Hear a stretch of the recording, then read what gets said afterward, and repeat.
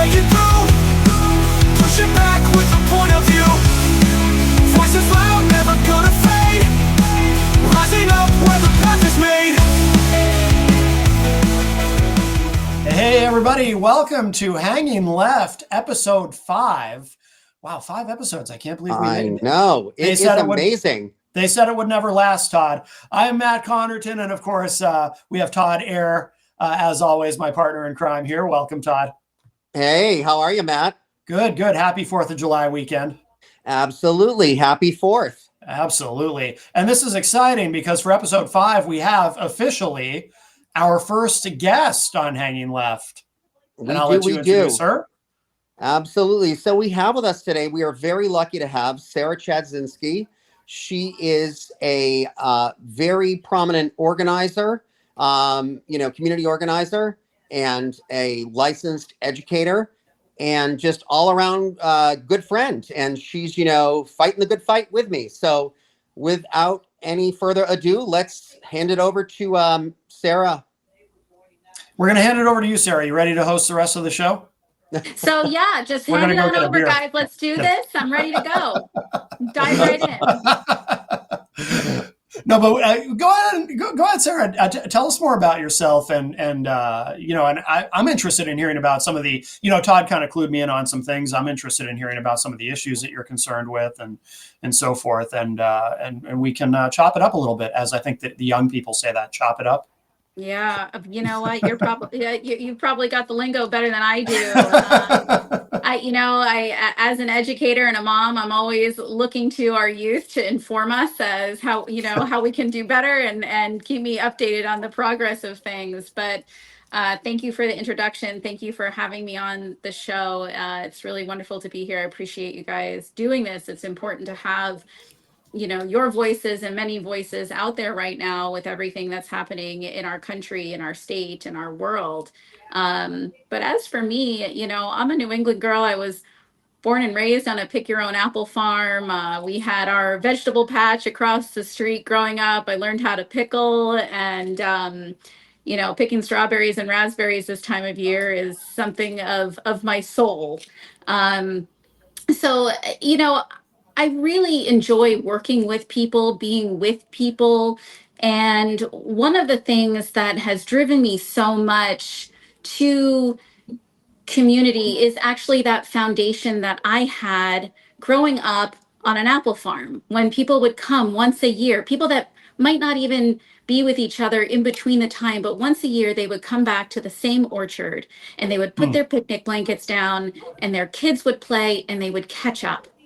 Right. And it gave me that foundational understanding of how important community is, how important coming together is, and just what can be done there. And so I really took that through into working with kids through education. I've done community education, I've done public education, I've done international education. And all through that, it has been a lot of advocating for kids' rights, advocating for our youth to have a voice, and making sure that they actually have access to the education, the materials, and that those educational facilities are actually funded, that schools have the money that they need, that teachers are being supported in what they need to be able to really truly foster, nurture, and develop the next generation that's going to be leading our country. So that's a background on me in terms of education and myself and growing up here in New England. We've been living in the Granite State now for just about a decade, and I love, the people in New Hampshire. And when I think about the beauty of our children, we have 3 children, my husband and I, 3 children, the beauty of them growing up here in the Granite State with kids and families that have grit, that care about their community, that care about each other, and that care about the state. And that's something that I love so much about New Hampshire. So that's a little introduction to me. All right. Very good. I'm curious to hear more about education, because so obviously you have concerns, and with your background, it makes sense. Sounds like you're someone who's in a good position to identify some of the things that we need to work on. And I would love to hear more about that. Sure. Not just in terms of New Hampshire, but nationally. Just any what are the things that we need to work on in terms of education?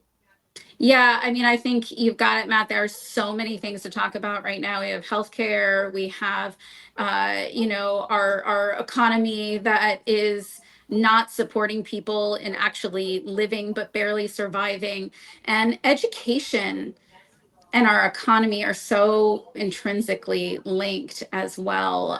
Education is the backbone of our societies. It allows working families to be in the workplace, and it supports our kids in their development and being a part of our societies. And when we're looking at how to evaluate or revamp or support education, there's so many perspectives on how to do that. Except one of the things that I think is so important, and something that I think we're missing in a lot of what's happening on the federal level, it's like, yeah, let's evaluate things. Let's look at how effective things are. Let's look at, our budgets and how we're spending money. But in that same time, if you're working on rebudgeting for your family and feeding your family, you don't rip out the kitchen. And what we see on a federal level, and now what's being echoed on a state level here in New Hampshire, is we've ripped out the kitchen. We've ripped out the foundational function of being able to support our schools and be able to keep our schools going while we evaluate what is actually needed and how to support them better. And that doesn't actually help us, that stops progress. So we really Mm. need to put some time into figuring out, how do we want to move forward? And what are the options for better funding, fair funding, and access to good, full education for our students in New Hampshire? It's one of our constitutional values. Mhm. And so, Sarah, also getting into that a little bit further, I know a hot topic as of late was the voucher program. So, how do you feel about that? Do you feel like the voucher program is doing this forwarding of education, or do you feel like it's inhibiting and preventing this expansion of education that you talk about is so needed, both in the Granite State and nationally? Yeah, thanks, Todd. So the voucher program is definitely a hot topic. And one of the issues with the voucher program, there's many, is that it pulls from a funding of tax dollars. And those tax dollars are really meant for schools to get grants or increase their programming. And I keep thinking, if all of those dollars were actually spent effectively and put into our school systems to support our school systems, imagine what could be done. Imagine how many kids could be fed that need to be fed. Imagine how many programs we could develop to support our kids going forward. And what happens with the voucher program is it's actually taking funding away from our public schools. It's taking our tax dollars and giving our tax dollars to any private entity that is not held to any accountability. And I think one of the things that we're seeing across the board, in all situations in our state government and our federal government, is accountability. We want transparency. We want to know where our tax dollars are going. And we want our tax dollars to go to our towns and our cities and our communities, not to, a Yeah. private school that has its own set of funding options, you know? So you don't feel safer now that they had Doge to protect us? Wasn't Doge supposed to be the ones to make sure our tax dollars went in the right place? Yeah, well, here we I'm being are, sarcastic. I know. Well, here we are 6 months in, and where are tax dollars going? Okay, well, we don't have that transparency. We should have that Right. transparency and that accountability.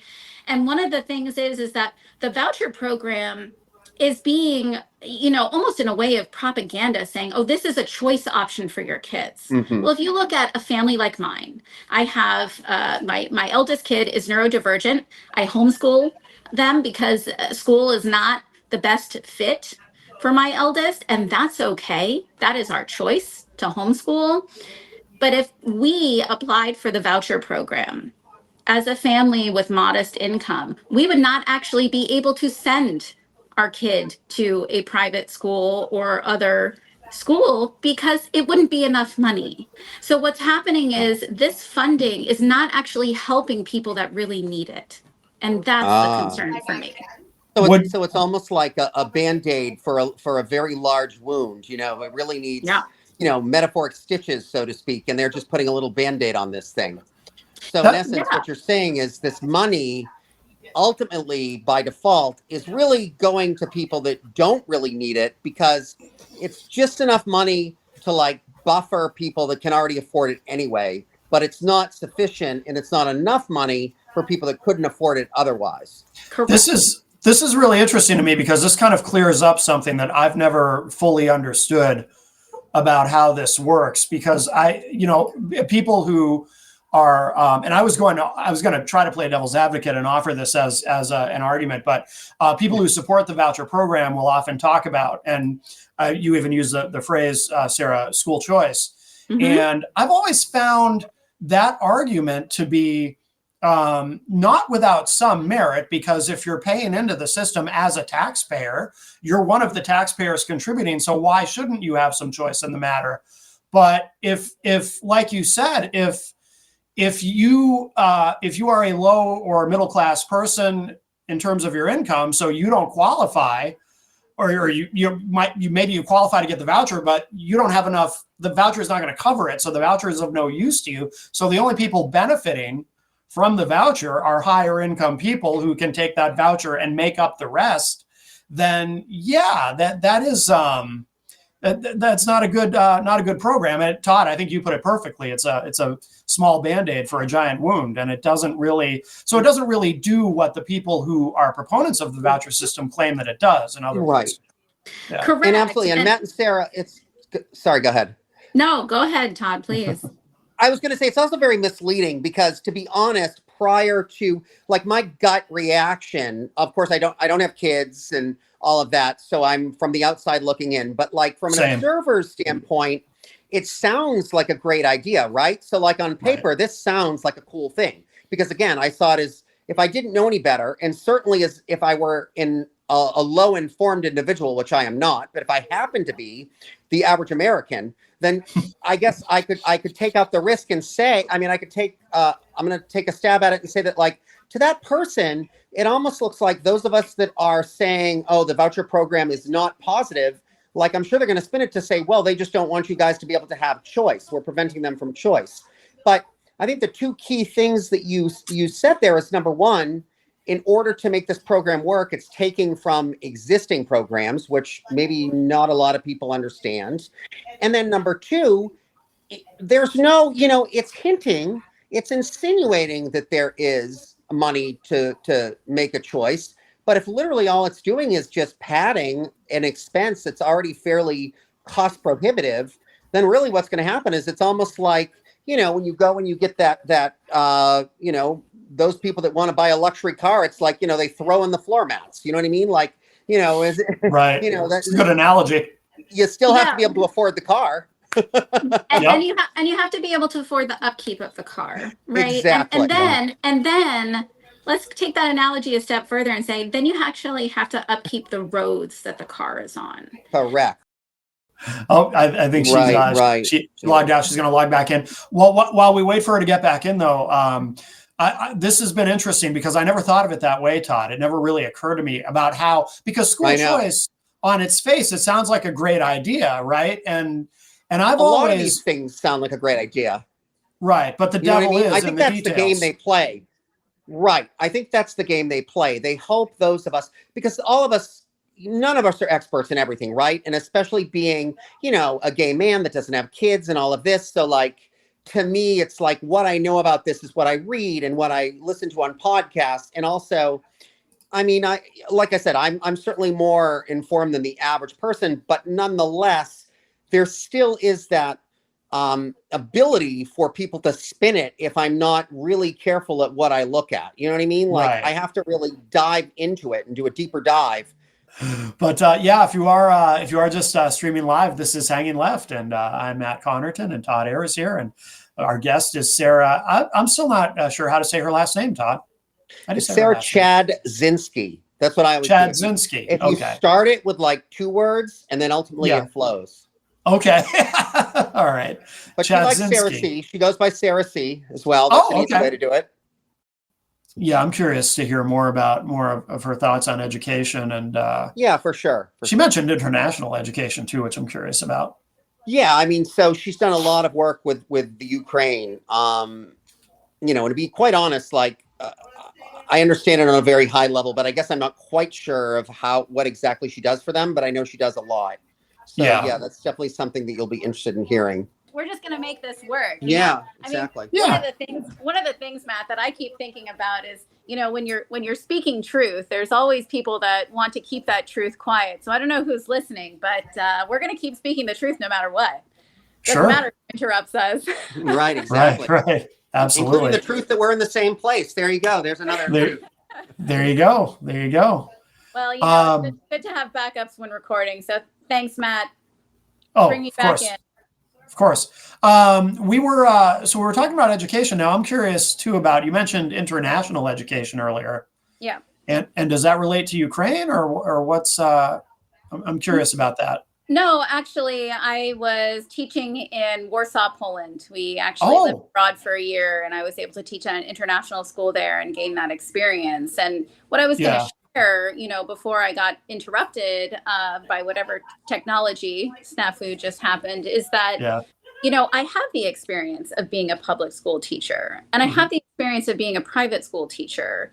And where the vouchers are going are to schools that are not held accountable to the state, that don't have regulations like the state funded schools do. And as we're moving away from this, as you're taking funding away from schools, you're actually promoting less funding going to that public school, which then causes property taxes to go up. And what does New Yeah. Hampshire have the highest? Property tax. So when I talk about economy and education being intrinsically linked, that's Yeah. what we're talking about. So Yeah. if we're taking funding and action away from our schools, then we're driving up property taxes on people who are already paying huge amounts in property taxes that really don't need to be burdened with that and shouldn't be burdened with that. Yeah, and that's something that seems to be, that's kind of a bipartisan issue, right? Because It I sure hear is. everybody complains about property taxes, at least Yeah. in this state. Yeah. Yeah, Yeah. for sure. Yeah. Although, I mean, we do need to tax something. I mean, I don't know. I'll be the dark cloud on that one. But that's a whole other issue. Well, but they're linked, right? They're Right. linked. And so the thing is yes, we do need taxes. But then the question is, how are we doing that? How are we using those funds? And if we're taking funds out of a pot, I mean, Right. it's not an infinite pot, right? That's why we have a Correct. budget. Yeah. Then we need to be able to refill it. And as this voucher program continues and becomes limitless, the governor will be required to refill that pot. Yeah. That funding is coming from our tax dollars. Correct. And my bigger concern also, Sarah, I don't know if you feel this way, but what people maybe sort of the elephant in the room, and people quite literally when we're talking about the Republicans, the elephant in the room there is that they're looking to ideally not just give it to people for private school funding and this type of program and charter schools and this nature, but ultimately they'd like to transition it into religious-based schools and It already is. Yeah, so It already is. You can use your voucher for paying for a religious-based school. Yep. No doubt. No doubt. which becomes basically propaganda and not about education. Sarah, can I ask you this though? Do you, in terms of, because sometimes when we talk about taxes, and this is something where I've historically disagreed with Democrats, although I think it's only a fraction of Democrats who support this idea. But the idea of bringing about a sales tax or a state income tax or something, which I personally think is a bad idea because, well, for a couple of reasons. But I'm curious to know your position on that, because I don't think that's the right solution. But what say you? Yeah, I think that there are a lot of different ways that we can meet the needs of funding for our schools. Yeah. And we can look at how we're taxing. We can look at some of these pools of funding, like the funding pool that the vouchers are being taken out of to support progress in our schools. We can look at the fact that recently we had taxes cut to our highest income bracket businesses and otherwise in New Hampshire, which created a deficit in our state budget. Yeah. So we're looking at and we're talking about taxation and how it directly impacts schools and property tax. It's a much bigger and more complex issue than that. And I think we need to get a bunch of people and community members and business owners included to get in on this and say, hey, how can we actually create a solution that meets the needs of everyday Granite Staters, that isn't saddling Granite Staters with huge property taxes that are not actually feasible for them and are pushing people out of our state, good people out of our state. Yeah. I mean, I think we're going to have to explore. I mean, you know, I'll be the naysayer. I actually don't have an issue with, you know, I'm one of those people that I spent 20 years in the DC metro area. So, you know, it's probably only about as untaxed as Massachusetts would be taxed. So like, I don't have a problem. I've always believed that you get more for your money. You know, you get what you pay for, basically. So I think that those of us that can afford to pay taxes and those of us that can afford to pay for social programs should expect to pay. I mean, I don't have a problem taxing people that can afford to pay for this stuff. I mean, you know, but I'm not a politician. I think it's something we'd have to explore. And I certainly think it's something we'd have to have a dialogue about. But I do feel that as the cost of living goes up, as Social Security is in danger of not being funded, as Medicaid, all these things, all these social programs, and in fact, we want to increase the social programs, then we're going to have to figure out a way to pay for these things. So, especially those that can afford to do so, you know, it's not unfair to ask these people to pay more of their fair share. Well, and I think, Matt, it comes back to that analogy that we were going down before about being able to maintain the roads, right? Are we only going to pay for the roads that we drive on? Sure. Okay. So there's tolls, right? We put tolls in place for some of those, but in our towns, our communities, you know, our roads are maintained and our schools are an essential backbone of our communities to support the developing upcoming generations. And that ripples out and just so many levels. And so I think, and so I think looking at the schooling issue really is more complex than that. And because that is one of the biggest reasons that people have talked about, how do we deal with this increased property tax? You know, and maybe an argument would be, and I would be interested in this, like maybe, so the argument for like increased property taxes or like property taxes being unfair is that you have situations where you have like people that maybe began as agricultural, so they have a large swath of land, don't necessarily have large income. So theoretically, they should be paying a lot of taxes, right? Because they have a lot of land. But the reality is, it's not like this land is necessarily making the kind of money it needs to make to be able to afford the taxes. So I think it's a good point. I would almost argue that an income tax would be more fair than a property tax. So, you know, maybe slightly reduce property tax or figure out a different way to assess property taxes, but then add an income tax. Because I do feel like people, especially at the higher income brackets, should be paying some income tax. I mean, why should they be allowed to come and live here? Why should this become a freeloader state for millionaires and billionaires? Although we don't have a lot of billionaires at this point. But seriously, you know, New Hampshire should not want to become a tax shelter for rich people that just don't want to pay taxes. I think that's a valid argument. I do think though that it would be to actually pass an income tax in the state or a sales tax. It would be politically suicidal. Sure, that's why I'm not running. There's that. Yeah. Well, I think Matt, again, it is a more complex versus isolated issue. And when we take an issue in an isolated standpoint, we're not actually looking at the whole system. And we need to step back and we need to look at the whole system. We need to look at the whole state system, and then we need to deal with the federal system. Because one of the things is, you know, New Hampshire gives a lot. And it really is not getting the support that it needs from the state and from the federal government into the state. And now we're seeing that even more, and we're seeing the impacts of that even more. And you know, one of the things we talked about one time, Sarah, in one of our episodes, is that a lot of people don't realize this, but ironically, the states that tend to be taxed the most are the blue states. And people don't realize that because that's where the incomes are. That's where the greatest incomes are. That's where all the industry is. You mean on a federal level? Yeah, on a federal level. Right. Yep. And then, Yep.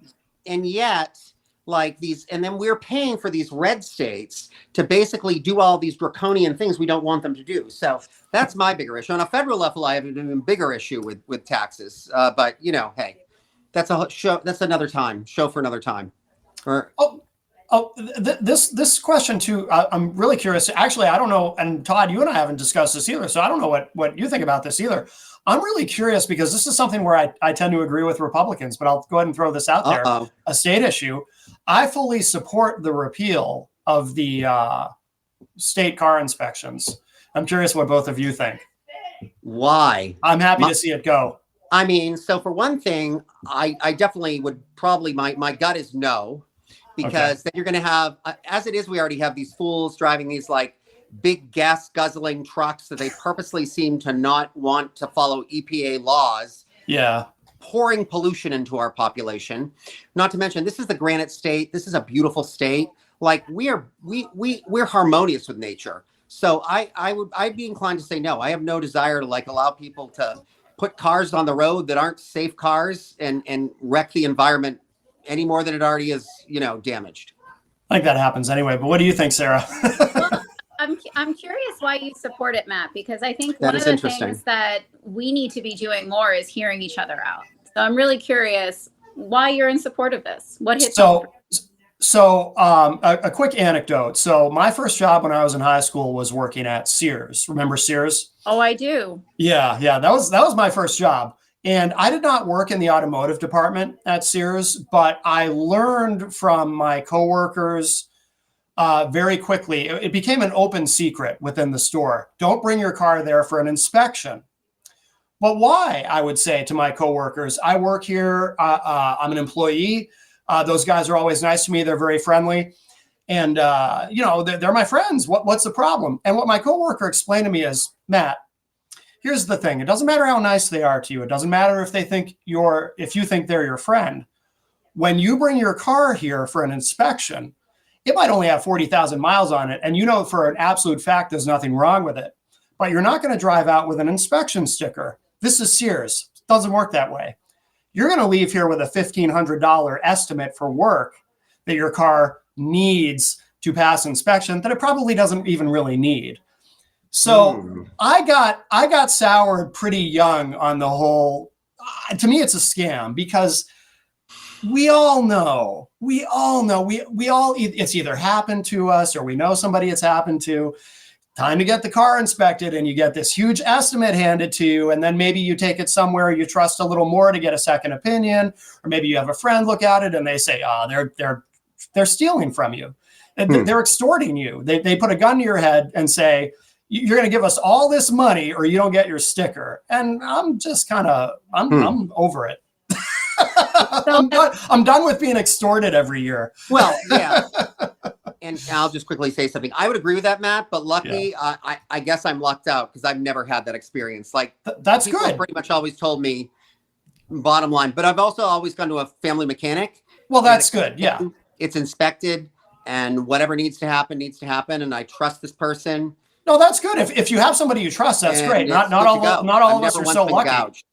Yeah. So, you know, Matt, I think this brings up an important point in terms of accountability. So it sounds like, you know, and you know, we don't have anybody from Sears on here to defend them, so I don't want to attack. Oh, this became a national scandal, actually, because not only was it happening at the location that I worked at, but at one point, I mean, this was pre-internet, so the whole story died a quick death.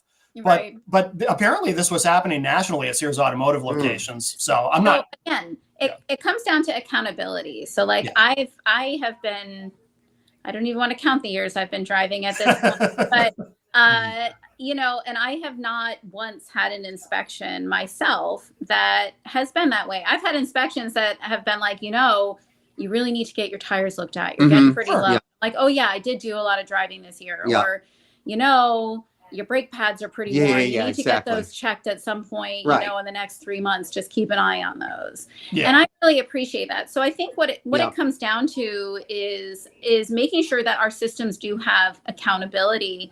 And again, this goes right back to education and vouchers, right? Like across the board, what are our accountability systems and being able to have these systems function properly. And when we have the the car inspections for safety, again, this is like our roads, this is like,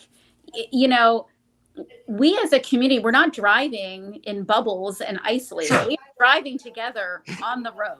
We are on the road together. We are in this community together, whether it's our roads, our septic systems, our waterways, our schools, our vehicles, right? So how are we, showing up for each other in community and making sure that we're engaging in a manner that actually allows everyone else to function as well and doesn't interfere with that?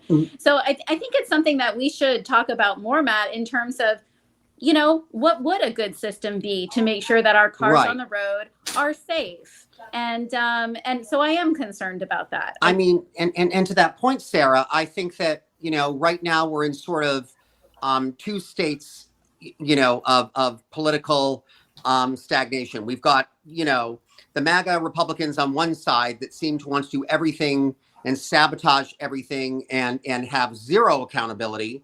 And then we have the DNC, which seems to, a lot of the Democrats, at least like the traditional Democrats, they seem to want to sort of either excuse things or minimize things or not offer any solutions, like say that's awful, but how horrible, but not do anything about it. Like, so I think whether, red, blue, or purple or yellow, whatever color you are, we need accountability in our leadership in general. I mean, I think accountability and trust and integrity, those three things need to come back in all parties and with all political leaders and civic leaders. Yeah, sure. Come back, though. I don't think those things ever existed. And I think they did. I'd like to think that there were people out there that had it. I mean, maybe not as many as we would hope. Oh, sure. Maybe, but there were people. I mean, But I think the system right from the very beginning, because honestly, not to sound overly cynical, but I think there's an element of just plain old human nature to it.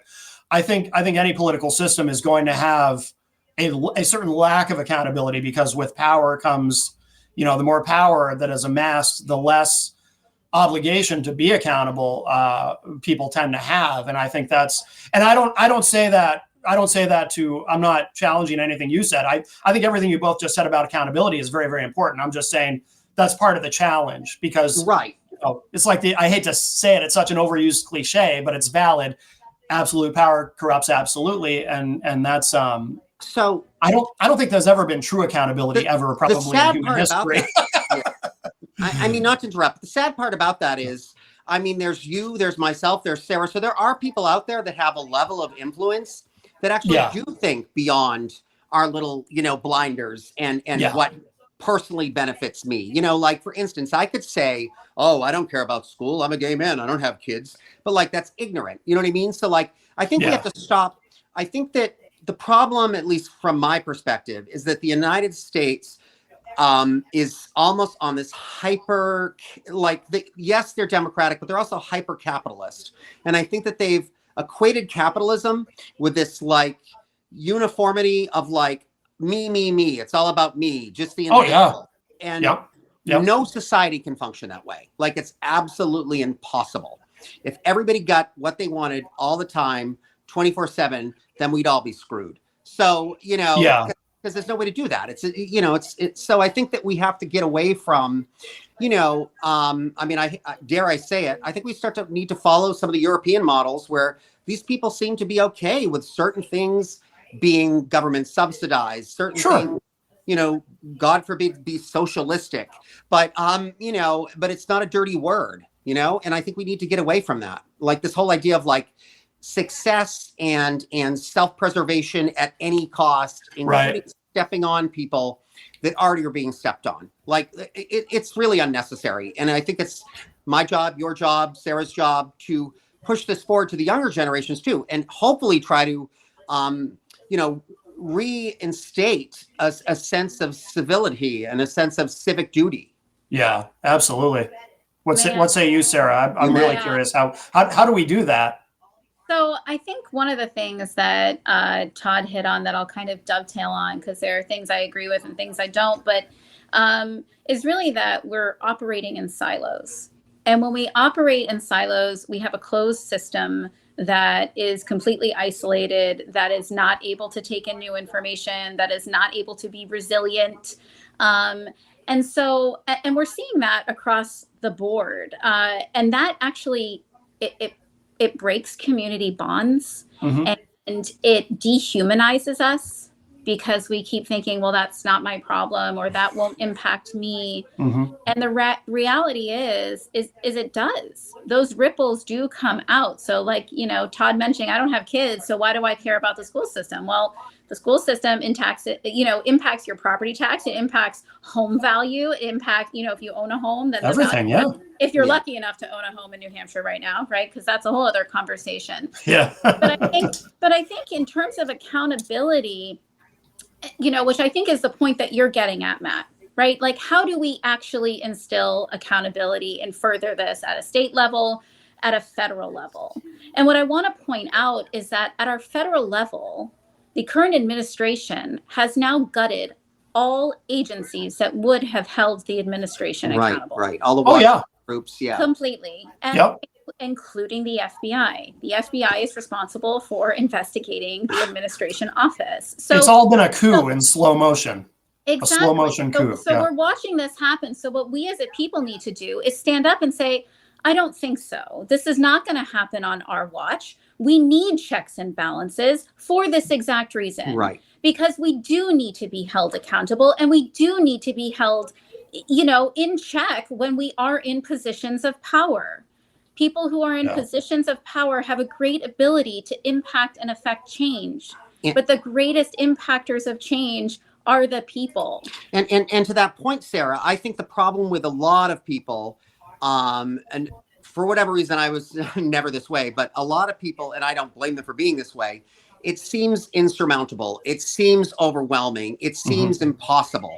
Yeah. Because what they're trying to do is save the whole world at once, but which is impossible, right? None of us can save the whole world at once.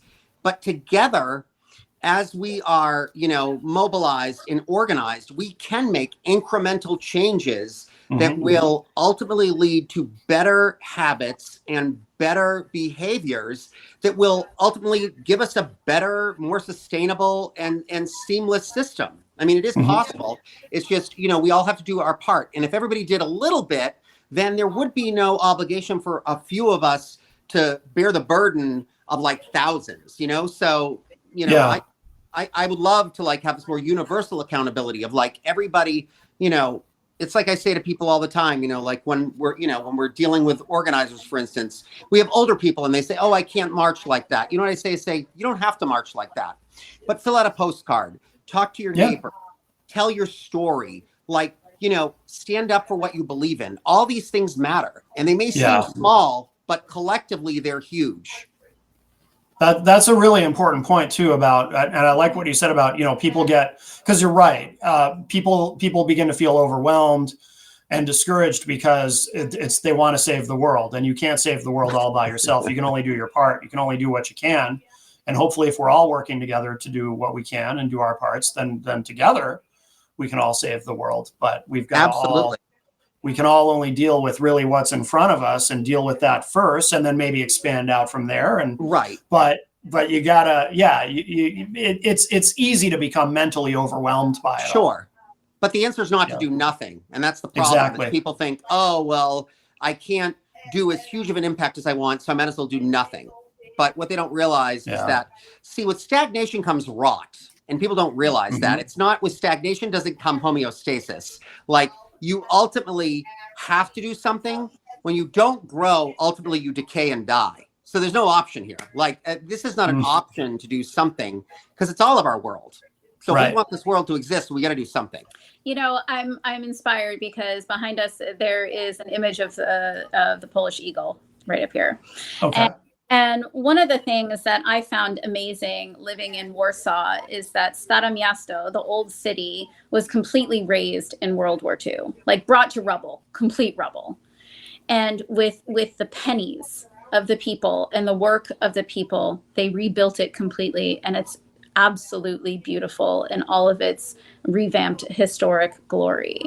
And I do think that's really important, as Todd mentioned, as you pointed out, Matt, that each of us, in whatever capacity we have something to offer and contribute to this. And altogether, as cliche and maybe as cheesy as it sounds, we really have the capability to make a difference. We do. We absolutely. I had the incredible experience of, in some of my teaching, I've done a lot of experiential ed. And so some of that has been through farm education. And in one of my teaching positions, we moved a greenhouse. Wow. Okay. We moved a massive greenhouse. And what we did is, just like barn moving, we all grabbed a piece and were coordinated. And that's the key piece. Yeah. Because when you are coordinated, you are able to do massive things together. And we can do that. And moving that greenhouse and seeing those middle schoolers see what they could do if they all came together and worked together was incredible and so empowering. Right. And I think what becomes really hard too is, like, I know in our house, 3 kids and working, and what is the time? What is the extra time you have in your day, or anyone has in their day, to give to this, right? When you're trying to pay the bills, keep the roof overhead, keep food on the table. Yeah. Where is that little wiggle room that you have to bring into this? And so I think it's really important that, those of us who are in positions to lead community or bring community together continue to try to find openings for people to jump in and make things more accessible. Absolutely. Because everybody does have something to offer. And make it welcoming, like welcome people in. And, I think it's important. The other thing too, I think we have to move away from like discussing, differences, as far as like discussing differences and celebrating differences is one thing, but discussing differences and pointing out each other's flaws is counterproductive. Like, it doesn't help. So we need to focus more on what people can do rather than what people can't do. Yeah. And I think that the other thing too, this is the thing that I'm very modernist about, in the sense that, like, look, I'm not going to lie. I get a high from this. Like, it makes me happy to help. And I don't think there's I'm not ashamed of saying that. So like, I'm not asking people to be selfless, because it's not selfless. Like, it's my world, just like it's your world. And I am getting something from this. Right. I'm not going to apologize for that. So, I'm not asking for people to do the impossible, be invested in something just, as like saints or whatever, Right. You're going to get something from this. And I hope you do. I hope you do. Yeah. I mean, and the other piece of that, Matt, that I think about, you mentioned Ukraine earlier. We haven't really talked about my involvement there, but, for the last couple of years, I've been building a nationwide coalition focused on advocating for Ukraine. And it comes down to that exact conversation of, what do you have to offer and when? It doesn't mean that you are always on, right? These things are a marathon, and we have to be able to tap in and tap out and have a team. And for 3 years, this nationwide coalition has been advocating for and working for, in the interest of our own national security. Absolutely. If we look at what Ukraine just did to some nuclear capable carrying aircraft recently.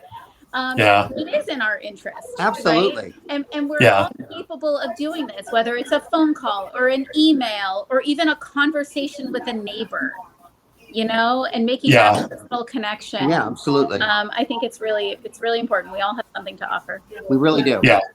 Yeah, absolutely.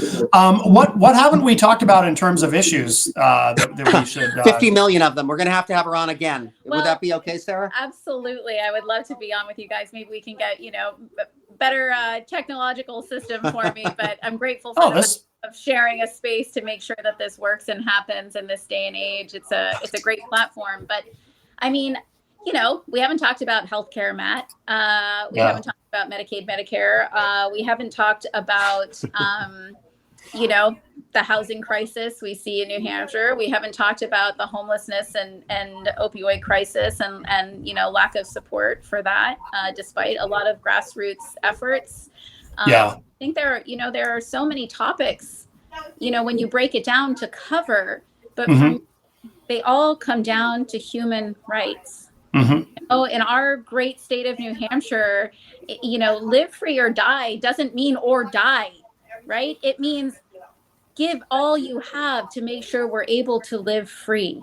Right. And that freedom is the freedom to liberty in pursuit of happiness, right? So life, liberty, and pursuit of happiness. What is life? Okay, right? Let's talk about education. Let's talk about healthcare. Let's talk about making sure that our people can have homes Hmm. that they can afford, because basic level survival is not living. It's like I keep thinking like, we're keeping people Who wants to just above water exist? just enough with like their nose in their mouth, and that's not Treading water and they can barely. Yeah, I agree. And so I think those are issues we need to tackle. Yeah. And also stop asking people, like my favorite, what I try to put in perspective is like, how is it fair? How would it be fair for me to call certain things like luxuries or privileges when all of these things that we categorize as privileges, I take for granted. I have all of them without a second thought. So why am I any more like, why is it my right to have these things, but it's not other people's right? And I think that, especially a lot of our political leaders, and certainly some of the ones that, just did this crap with a big, beautiful bill, which we could cover, whatever, like, that's basically what they're saying. They're almost saying like, do as I say, not as I do. Like, I mean, honestly, can you think of a better social program that supports people than the U.S. Congress? I mean, these people are set for life. Like, talk about a good welfare program. Yeah. Yeah. And one of the things on that, we haven't talked about the implications of the bill that was just passed. That's a ticking time bomb. Right. Because the things don't go into effect until the next Congress comes in. So it's basically like a bomb, a TNT package with a long wire that was just lit to explode when the next Congress comes in. Although we'll sabotage it and take it down too. So there is that. That is the power of the people. We have the capability to interject and reverse that. Absolutely. And there's going to be Matt. Go ahead. I was just going to say, there's going to be a pretty big, I mean, historically, this would be expected anyway, but I think it's going to be a very large blue wave in 26. I do too. But when we get on that wave, let's like do something with it this time. Right. Like, let's stop. And I'm not saying it's not important to reach across the aisle, because I really do believe it is important. But also, it's important to hold some of these people to accountability. I mean, some of these people are outright being criminal. And there is nothing wrong with telling people, and this could be a whole other topic. We've touched on some of this stuff. Like, for instance, the way that ICE is behaving and things like that, that is so un-American and just so, it makes me sick. So like, it's okay to say to people, I don't care if they're in power. It's okay to say, what you did is not okay. It's not right. And we're not going to tolerate it. Yeah.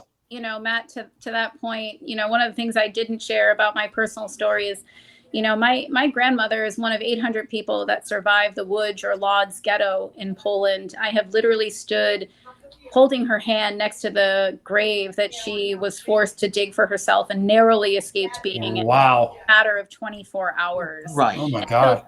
So these things happen incrementally. That's crazy. Okay. And what we've seen just put together in Florida is incredibly concerning. What we've seen in the budget that was just passed that gives our administration essentially his own private service of force that is not held accountable by, like, for example, our armed services that take a pledge to uphold the Constitution. This is a concern. This is cause for alarm. Absolutely. And that does bring us back to your point of where people get paralyzed in, okay, what do I do? Yeah. And at this point, what do? You reach out. You talk to your neighbors. You talk to your community. You get involved. You make sure that you're communicating and saying, we want change. Yes, absolutely. We want change. We want to look at our federal budget. We want to look at our state budget. But we don't want to be ripping our neighbors off the street without due process. No. I mean, very frankly, Matt, my 96-year-old grandmother, who I was just mentioning, who's still alive, and here in this country, she's a naturalized citizen. We've just had conversations of denaturalization. So Yep. that's talking about Yep. my 96-year-old grandmother who already dug her own grave and lived in a Nazi ghetto camp. Yeah. These are real Yeah. people. Right. And I think the more I we mean, bring yeah. real faces to this, the more Yeah. real it becomes. And also, here's something that I hope, I don't know who's listening, but here's a little bit of a secret. If you're quiet, that's when they win. It actually, Yes. don't be afraid to have a voice. That's actually what they want us to do, is be quiet. Mhm. If you're not quiet, they don't win. Half their power is perceived power. And we can, as much as they have it, we can take it away. And we just have to stand up and demand that they work for us. We don't work for them. Well, and I would just say too, to Democrats who feel discouraged by what's going on, if you don't think it's possible to seize power and wield power, they've proven you can, right? I mean, look at what they've done.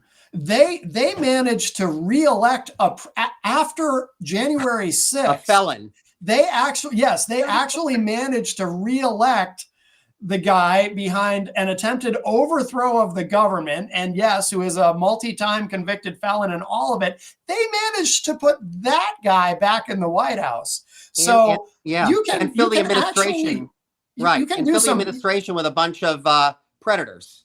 Yeah. So I would just say to Democrats, because and Sarah, Todd has already heard me rant about this stuff, but Democrats, I think sometimes are a little afraid to fight, or they don't want to be perceived as being unfair, fighting too dirty or whatever. But look at what they do on the other side. I mean, we gotta be tough. We gotta right. And forceful and not be afraid. I think you just hit it in that last part, Matt, of we have to not be afraid to speak up and stand up. And that doesn't mean that it's not terrifying. That doesn't mean that it's not concerning, right? And I think, to kind of boil this down a little bit, yes, I am a registered Democrat. However, I think this now goes far beyond party lines. Oh, absolutely. Far beyond party lines. This is about humans. This is about our neighbors, our colleagues, our friends, our family. This is no longer, left, right, middle. This needs to be forward. We've gotten so hung up on these culture wars that it's smoke and mirrors. Yeah. We've been distracted by what has happened, and we've been pitted against each other when ultimately many of us actually find common ground. We don't have to agree on everything. Right. I'm never going to convince somebody of the same beliefs I have, but we have to find common ground so that we can create policy that actually serves the people and meets the needs of the people. Yeah. And I think that's really important here, is that we need to build coalition like we've never built before, and we need to be coordinated in action, and we need to go beyond party lines, because this is no longer one or the other. This is about humans. This is about us. This is about our people, our schools, our children, and our families. Yeah, and to back that too, it's about like this system right now, that if everybody was really honest with themselves, there's a very 1% of 1% that are winning here, and everybody else is getting screwed in the process. Yep. So we all have to wake up and realize that and say no more. Like we didn't ask for a king. We didn't ask for a oligarch. And it's time we all say that loudly and proudly. Like enough is enough. Yeah. And I think, to that point, Matt, I think that what we were talking about earlier about giving people access, right? So for people like me, like Todd, like you guys on this platform, of being able to give people access and ability to act in a way that they are comfortable with. But also, within the work that I've done the last 3 years, there have been comments that really resonated with me. And one of them was recently from, no, it's okay. Still talk, I just got to plug this in. From Oleksandra Matvichuk, who's a Nobel Prize winner, who said, in these times, it is absolutely essential that ordinary people do extraordinary things. And those extraordinary things, I love that, can have immense impact. Because Mhm. very frankly, like, I don't think there's anything special about me. Why was I able to help build this nationwide coalition, right? Because I decided to, because I stepped up to. We Yeah. all have a capacity to play a role in this and support. And that doesn't mean getting up on stage and speaking. That's not everybody's cup of tea, right? Right. Like, that's okay. But maybe it's making a phone call. Maybe it's writing an op-ed. Maybe it's, you know, creating a postcard campaign to your locally elected official's office. Yeah. And then speaking out to your neighbors and community. And start with your circle and work outward, you know, like Yeah. a lot of times, I mean, I've had conversations with people, you know, that initially they didn't see it, you know, a certain way. And then I would say something like, well, you know, your child is voting this way. Why don't you talk to your child? If not me, Mhm. talk to them, talk to who you trust. Yeah. Yeah. And see why they believe in what they believe. And the person literally said, you know what, I'm going to do that because I don't know Yeah. what I think the way I think and why I want to do this, you know, and I'm, you know, I like to believe that changed that hearts and minds, you know, but I think that, yeah, I think this is all very possible. But not just possible, but we have to do it. I mean, in my opinion, that's just my belief. But and do it with commitment and energy, and Todd, you've heard me say this too. One of the things that really frustrated me after the election was the endless amounts of hand wringing. Oh yeah, that I saw on the left, like people just like, what do we do now? How do we approach this? Do we try to be somewhat conciliatory toward MAGA? Do we work with them where we can, or do we just be mad at them about everything? Or what do we do? And it creates this, and I remember, Todd, you laughed the first time you heard me use this term. It created this analysis paralysis where yes, everybody's like, oh, we got to figure out how, you know, and then you spend so much time trying to figure out how to approach it. God. Then it gets to be too late. It's like, no, you just got to do it. Advocate for it. Do it. You work know what? with them where you can, but do it. Fight, make mistakes. Yep. Learn from the mistakes. You know, no one's saying it's gonna be right the first time. We are gonna fall down. We are gonna, you know, get bruised. We are gonna take some hits. That's life. Yeah. Like, no one said it's easy, but it's necessary. Yeah. Yeah. Absolutely. I echo that. And Matt, I think the analysis paralysis is something really important. And I also think that we have a lot of people that are disheartened, that feel like their voices don't matter. Yeah. You know? And I think it's people like us who are able to engage with the community to be a loudspeaker for those voices. Right. You know, I mean, Matt, very frankly, I'm only here because other people literally fought for my family. That is the only reason I'm alive. I mean, I am willing and ready to do the same.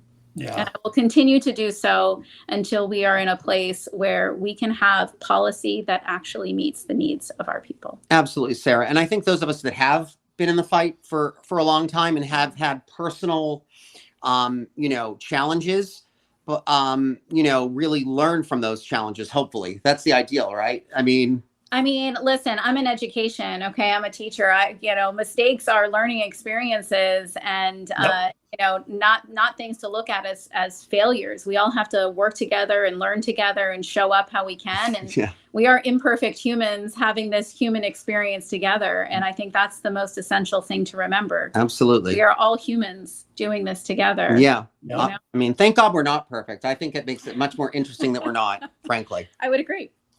Yeah, it'd be a pretty boring world if we were. Well, so we're at about an hour. Should we wrap this one up? Sure. I mean, up to you. What do you think, Sarah? Is there anything we didn't talk about that I mean, we're not on a time limit. I don't know if there's anything else you wanted to get to today. We can.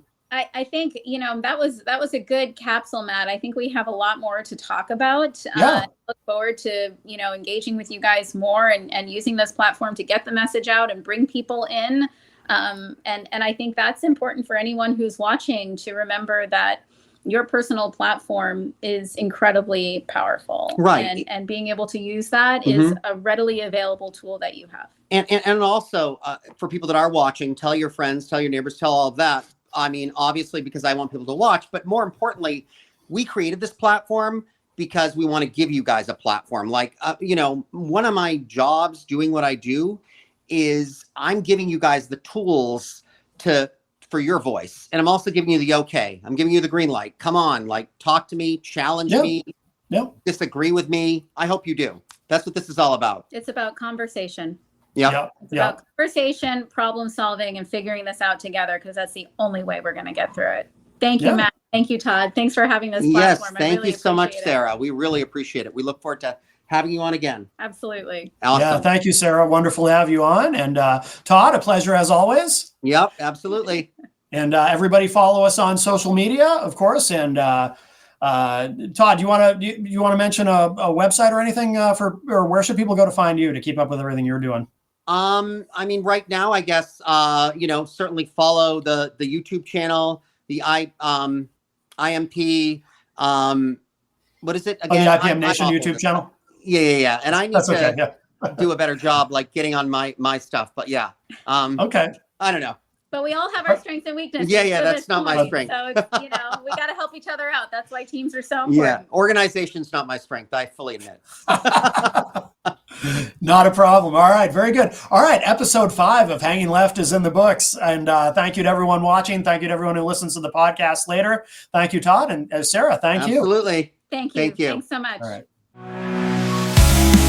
Hanging left, yeah, we're breaking through. Pushing back with